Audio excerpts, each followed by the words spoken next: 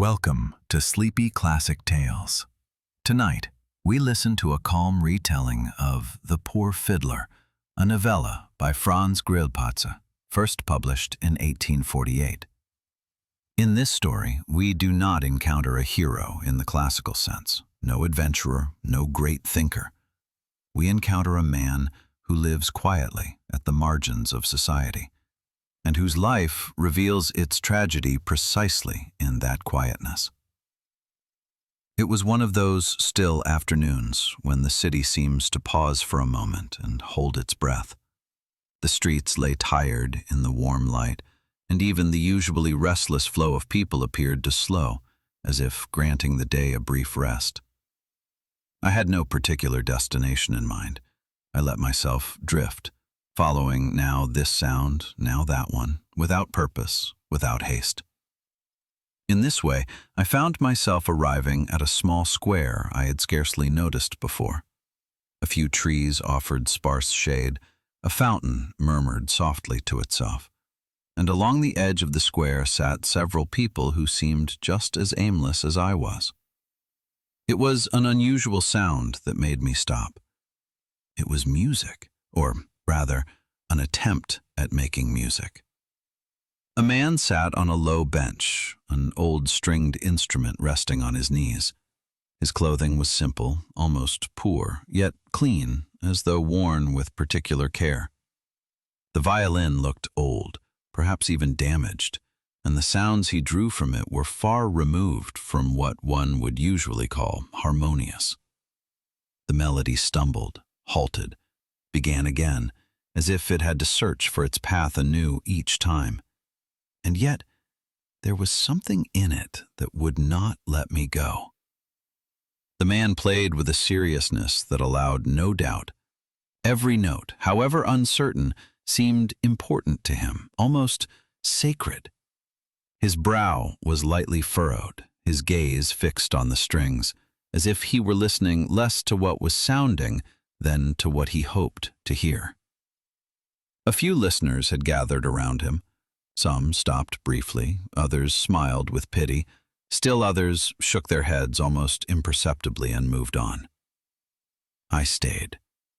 Not because the music pleased me, but because I sensed it was more than mere sound. In the clumsy way this man played, there was a devotion I had rarely seen. It was as if he were fighting with every stroke of the bow for something that belonged to him alone. When he finished playing, he bowed slightly, almost shyly, and looked around as though seeking approval. A few coins fell into the small hat at his feet. He thanked them with a quiet nod, carefully lifted the violin, and began wrapping it in a worn cloth. I stepped closer. He noticed me only when I stood directly in front of him. His gaze was kind and open, yet marked by a weariness that went deeper than simple exhaustion. We exchanged a few words, nothing remarkable, but his voice had something gentle and reserved about it, as though accustomed to being overlooked. It was then that I learned people called him the Poor Fiddler. He spoke the name without bitterness, almost as if it naturally belonged to him. And as we stood there, between the soft splashing of the fountain and the indifferent movement of the city, I sensed that behind this modest figure lay a story of great fidelity, quiet hope, and a life that had followed its own rules. At that moment, I did not yet know how deeply this encounter would occupy my thoughts, but I felt that I would not leave the square without learning more about this man, whose music may have sounded wrong, but whose life, it seemed to me, was in a peculiar way entirely truthful. We sat down on one of the stone benches at the edge of the square. The man placed his violin carefully beside him, as if fearing it might come to harm if he took his eyes off it even for a moment. Only now, when he was no longer playing, did I notice how slender his figure was, how much his clothing bore the marks not of age, but of a life filled with repetition. He spoke willingly, yet without eagerness. His words flowed slowly, sometimes haltingly, as if he had to arrange them before speaking. He never spoke of himself with pride, rather with a matter-of-fact sobriety, as though reporting on someone else. He was a musician, he said, and clearly meant it quite seriously. That others judged his art differently seemed to concern him little. Soon, he began to speak of his youth. He came from simple circumstances, he told me, yet it had been recognized early on that he had a special relationship with music. Not that he had shown extraordinary talent, quite the opposite, but he had devoted himself to practice with a patience and persistence rarely seen. While other children played, he sat over sheet music he scarcely understood, repeating sequences of notes until they became familiar, though never fully secure. His father, a man of order and firm convictions, had little understanding for this passion. Music, he said, was a pleasant pastime, but no way through life. The fiddler nodded as he spoke of this, as though he had long accepted those words.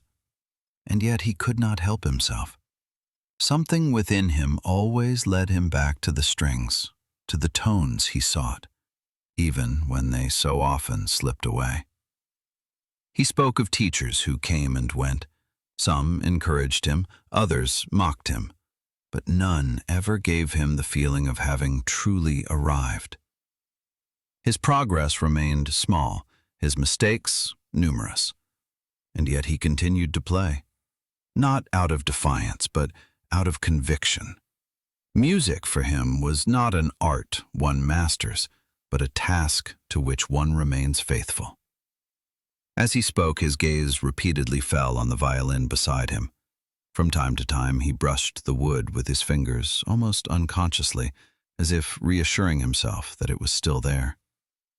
In this gesture lay a tenderness that said more than his words. He had never possessed much money, he continued. What he earned barely sufficed to live. Often he had to go without, yet this never embittered him. Possessions seemed irrelevant to him as long as he could play. The days were simple, much alike, and perhaps for that very reason, bearable.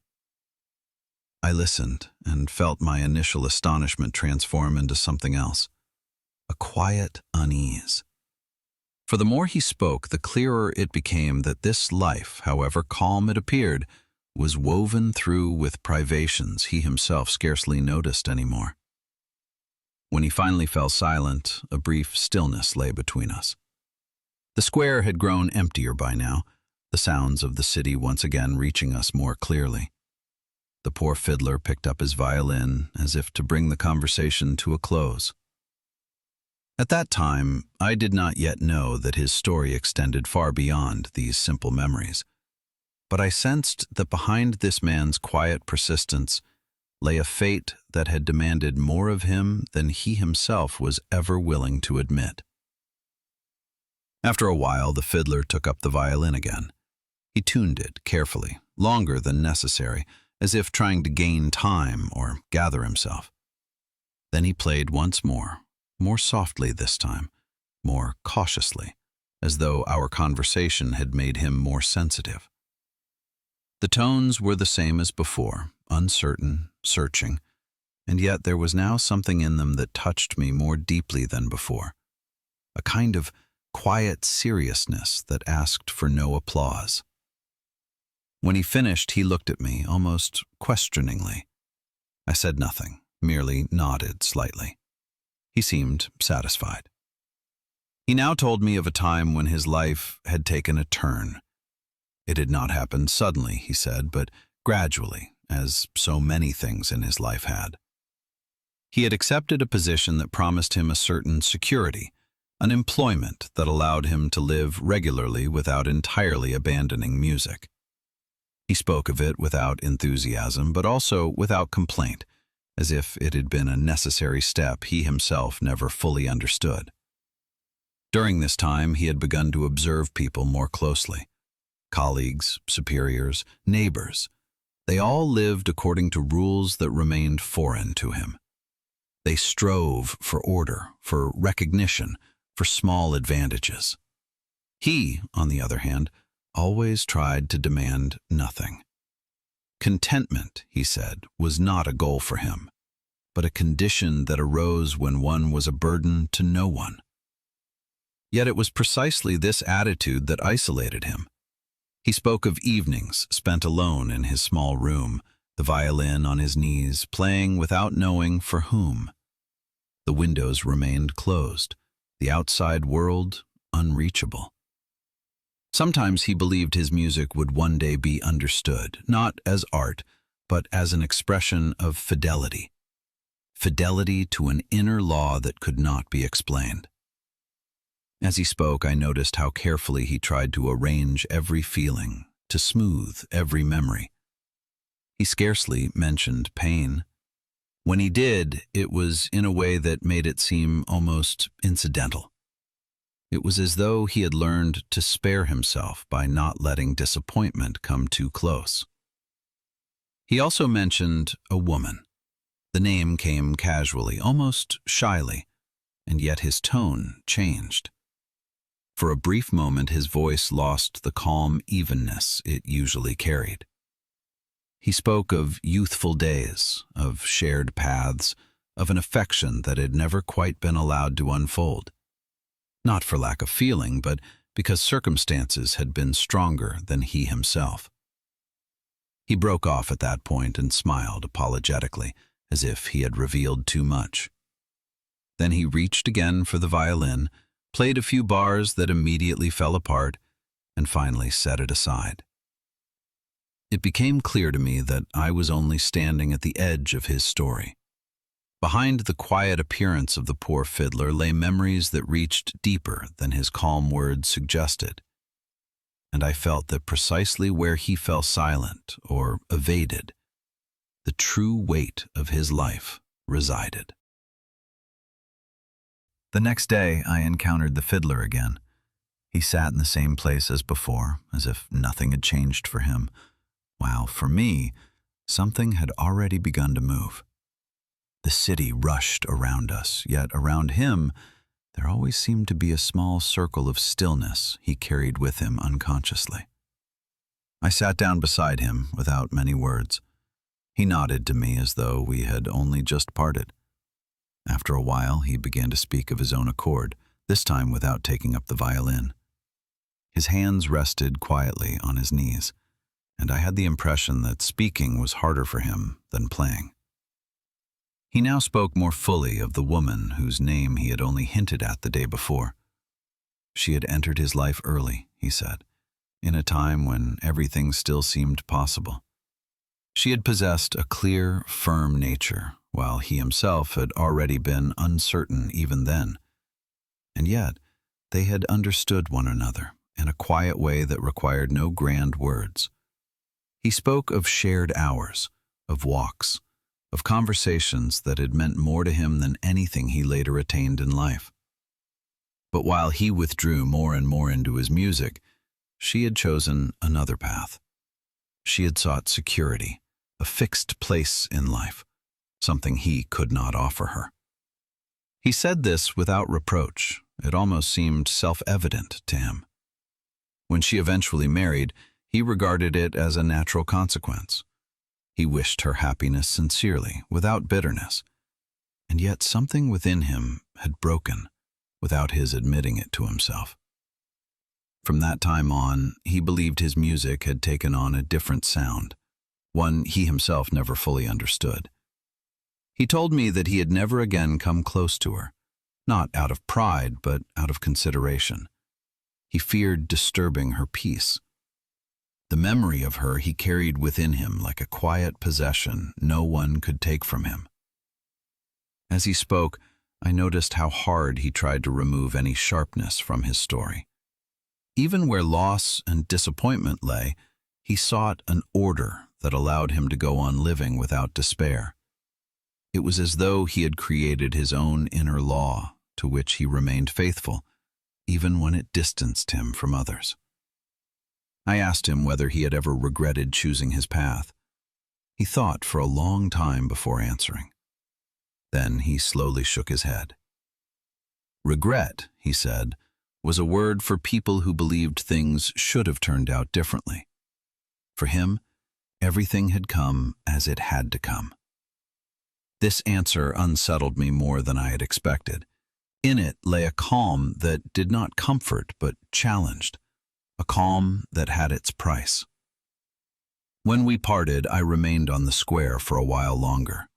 I listened to the sounds of the city and wondered how many lives unfolded unnoticed alongside one's own. Quiet, inconspicuous, and yet of a depth one only recognizes when willing to look more closely. In the days that followed, I encountered the fiddler again and again. It almost seemed as though he had become part of my own daily rhythm, as if his figure had become a fixed point within the changing image of the city.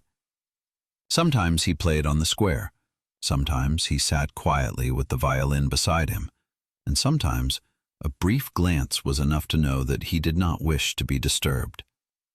On one occasion, however, he addressed me of his own accord. He told me of a time when his external circumstances had worsened. The small position that had long secured him a modest livelihood had been taken from him. He named no reasons, or perhaps he did not know them clearly himself. He accepted the loss calmly, just as he accepted everything beyond his influence. Complaining, he said, changed nothing. From then on, his life became even simpler, the lodging smaller, the meals more meager. Yet even in this, he saw no reason for despair. He had learned to get by with little and almost experienced it as a relief to be freed from external obligations.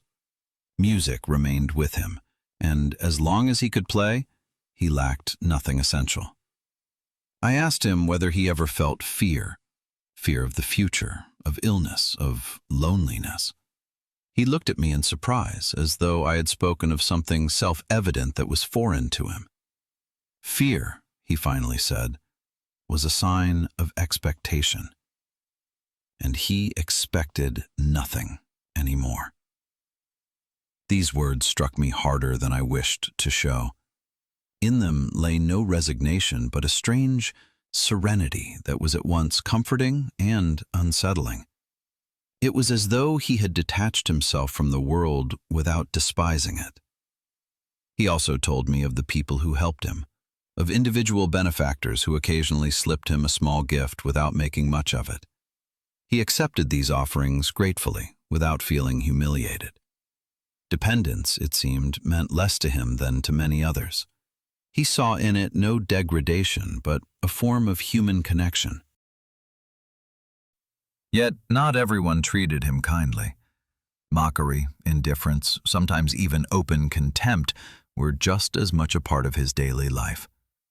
He spoke of this without bitterness, almost casually, as if describing a change in the weather. People, he said, could not help but judge according to what they understood, and much about him remained incomprehensible to them. As I listened, I realized how completely he had removed himself from the game of comparison. He did not measure his life against that of others.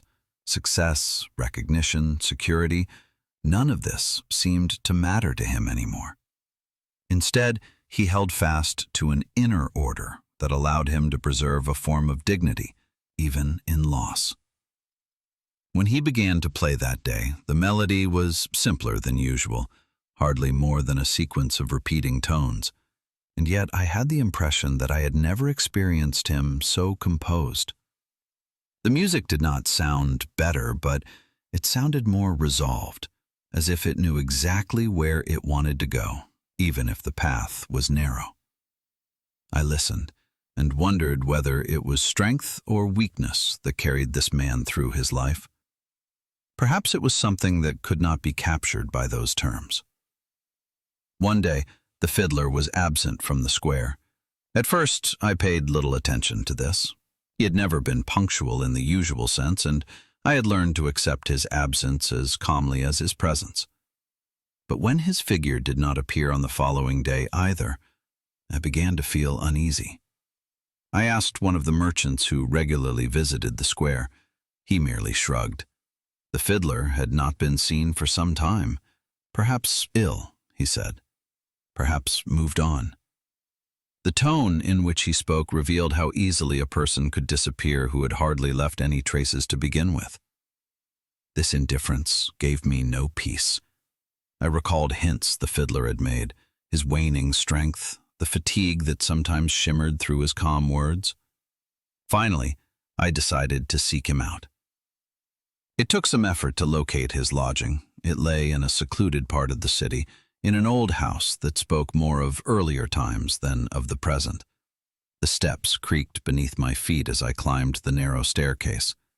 I stopped in front of a narrow door and knocked. At first, there was silence. Then, I heard a faint sound, almost like a rustling. Finally, the door opened a crack and I recognized the fiddler. He looked changed. His face was sunken, his eyes deep-set, yet his gaze remained calm. He smiled faintly when he recognized me and invited me inside with a small gesture. The room was bare, almost empty. A narrow table, a chair, a bed. In the corner leaned the violin. Everything appeared orderly, as though he had deliberately taken care to allow no unrest to arise. He apologized for his absence. A slight weakness, he said, nothing serious. Yet his voice revealed more than his words admitted. We did not speak for long. It seemed as though every word cost him strength.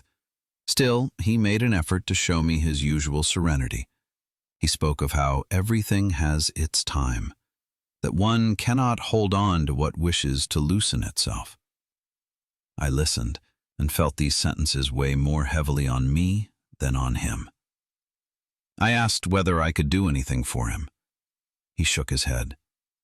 Help, he said, was something one accepted when it was necessary, not when it was born of unrest. This answer was typical of him. Even as he grew weaker, he did not wish to be a burden to anyone. As I took my leave, he reached once more for the violin. He ran his fingers over the strings without playing. Then he looked at me and said quietly that he was glad of our encounter. It had done him good to be heard, even if perhaps too late. I left the house with a feeling difficult to describe. It was not fear, not pity in the usual sense. Rather, it was the sense that a quiet circle was closing, unnoticed by the world, yet complete in itself. I did not see the fiddler again. Days passed, then weeks, without my discovering any trace of him on the square or in the surrounding streets. At first, I still hoped he had recovered, perhaps gone to another place as quietly as he had come. But the longer time passed, the clearer it became to me that his disappearance was final. Eventually, I learned of his death by chance. The news was spoken casually, without particular sympathy, almost as an aside in the daily life of the city. A poor musician, they said, had been found in his room. He had died gently, without commotion. No one knew exactly when. I visited the place once more. The house appeared unchanged, indifferent to what had taken place within its walls. In the small room, everything had already been cleared away. Only emptiness remained. No sign of the life that had unfolded here so modestly, so withdrawn. Later, on the square, I heard other music, more skillfully played, louder, more pleasing. People stopped, listened, moved on. No one seemed to miss the poor fiddler. And yet I had the impression that something was missing, something that could not be named because it had never stood in the foreground. I thought of his calm voice, of the patience with which he sought every note, of his unwavering fidelity to an inner standard he had never explained. He had not lived to be admired. He had not played to please. And perhaps it was precisely in this that his dignity lay. The more I reflected on it, the clearer it became that his life could not be measured by external standards. Success, happiness, recognition, all of this had held a different meaning for him. He had followed his path quietly and steadfastly, even when that path led him to the margins. And so what remains with me is less the memory of his music than of the attitude with which he lived. An attitude that demanded nothing, held on to nothing, complained of nothing. In a world that constantly strives for more, he was one of the few who were content with little, not out of weakness, but out of a peculiar form of strength. When I return to the square today, I sometimes hear in my thoughts those uncertain tones that once made me pause. They do not sound beautiful in the conventional sense. Yet they remind me that a life does not need to be loud in order to be truthful, and that some people, precisely through their quietness, leave a trace that reaches deeper than any perfect performance. And with that, today's story comes to an end. Perhaps you are now wondering, how different is this calm, short version from Franz Grillparzer's original novella? Why does the fiddler hold so steadfastly to his music, even though it brings him neither recognition nor security? And how typical is this figure of the 19th century? Or does it perhaps tell us something that still applies today? We explore these and other questions in our accompanying book, Golden Pages, Volume 3. There you will also find the story in full once again, place it in its literary context, and show why this quiet figure continues to resonate to this day. You will find the link in the description. And if you like, we will listen to each other again tomorrow on Sleepy Classic Tales. Good night.